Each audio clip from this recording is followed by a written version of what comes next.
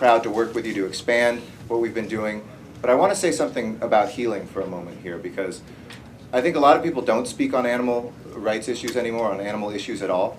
A lot of people, it's easier politically kind of just to stay silent because the passions are so vociferous. And I want to say that I think it is really time through this to heal. We've got amazing workers in animal services who are villainized when they go to work.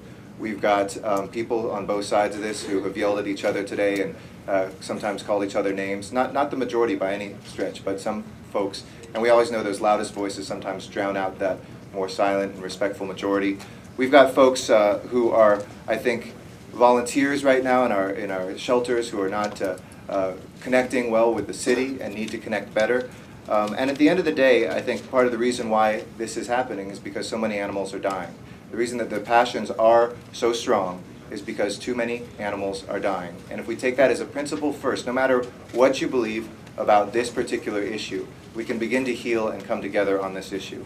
I feel very strongly in support of Mr. Alarcon's legislation today. That said, I respect very much Mr. Rosendahl and his strong opinions and passion on this.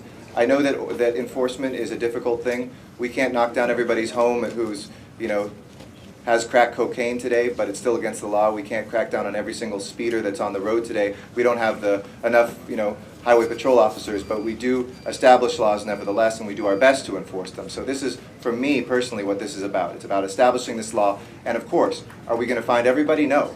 But we will make this a law now, and that allows us to have a chance to see many, many fewer animals killed. And when we do that, we also save money in a difficult budget year, we become a more humane city, and we get down to the road to the real things we need to be doing with our relationship with animals in this city. And I do believe that there is room, even if this does go through, for the folks who are on the other side, for healing to occur, for us to check in. I think people's fear quite often is that these things are static, that what happens today is the end of this ordinance, and any mistakes that are in it or any problems we have with it cannot be addressed. And I appreciate what Mr. Alarcon has done structurally in this, because oftentimes pieces of legislation do pass, and we say we're going to revisit them, but we don't.